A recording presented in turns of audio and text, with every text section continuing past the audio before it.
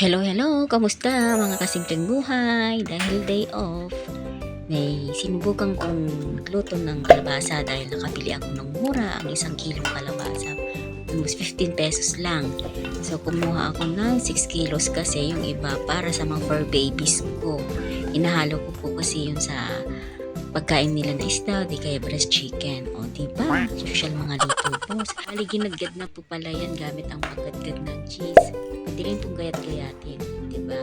Tapos, sinaloan na ng sibuyas, konting salt, paminta, tsaka isang pirasong itlog. At yan, nalawan ko na rin ng harina. Kunti lang po yan. Pang-bind lang siya. Diba? Dahil walang maisip na merienda, ayan na lang ang gagawin namin merienda. Kahit hapon na. Tsaka mamaya, magpupruning ako ng halaman. Yan, mekos-mekos lang natin para yung mga ingredients ay lumasa sa kalabasa. O, diba? Tsagalan lang sa pagluluto. Tansya-tansyahan lang yan.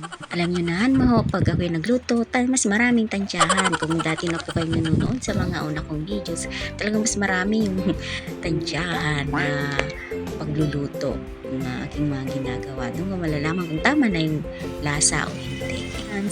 Napainit ko na yung mantika at sinaalam ko na yung unang batch. Bali, ganyan lang po siya. Ilalagay lang sa isang sandok, tapos alali lang ng tinidor. Pagkalapag sa kawali, tsaka mo siya ipa-flat para makuha mo yung gusto mong shape ng bukoy o diba. Saglit lang, mga ilang minuto, basta mag golden brown na, pwede mo nang baliktarin. Kaya mas gusto mong crispy, tagalan mo ng konti dark brown. Ayan, gaya ng ginawa ko. Crispy po siya. At ayan na nga ni-ready na ni Pangs yung mga ingredients sa sausawan. Ang gagamit po pala namin yung konting bawang, konting sibuyas, at saka may sili. Tapos nilagyan ng sukang iloko. Yan ang pinakasarap sausawan. Sukang iloko, medyo malinis na siya. Di na kailangan ng asukal. Diba? Tara, kain tayo ng merienda. Hi mga kasimpleng buhay, dahil hapon na ulit, katatapos lang magmerienda. Samahan niyo po akong mag-pruning ng talong. Tama ba yung mag-pruning? Yung ikakat na siya kasi hindi na mamumunga.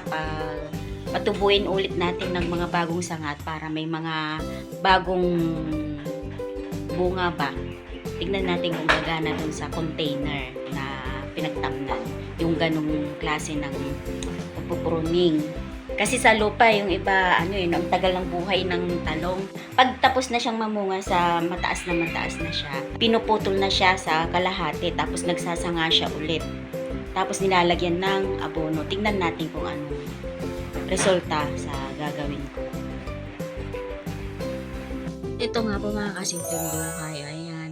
Dahil tapos na yung season ng peche, dahil tag-init na, pinalitan ko siya ng sibuyas na Tagalog. Ay nagsitubuan naman mga 2 weeks na po yan. Nung after may itanim. At ayan na nga, pinuputol ka na yung talong para baka sakaling magsanga-sanga pa siya ulit. Pero hindi ko pa po pala nilagyan yan ng abono pagkaputol dahil wala pa po mga pang abono. Dahil organic po tayo.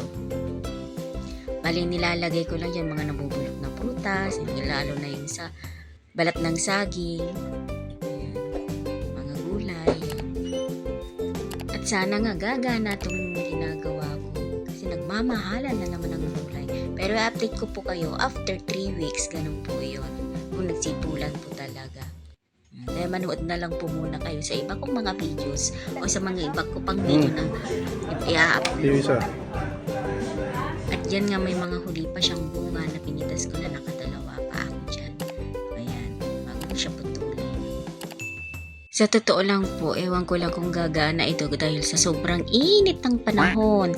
Yung tipong kalalabas mo pa lang sa banyo, yung bago kang ligo, pagpapawisan ka na naman, parang ayaw mo nang umalis sa banyo. Gusto ko nang maglagay ng batya sa loob ng bahay, lagyan ng tubig, doon na lang maupo sa sobrang init. Paigsan lang yung nararamdaman na sobrang init ng panahon. Diyos ko.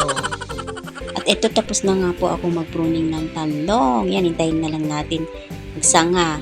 Ito, ipiflex ko sa inyo yung dati kong ampalaya na isang dangkal pa lang. After 3 weeks, ayan, gumapang na siya. At yung dati namin tinalbusan na ampalaya, ayan, meron na ulit makukuhang dahon. O, diba? tuloy-tuloy lang supply. That's all for today. Thank you for watching.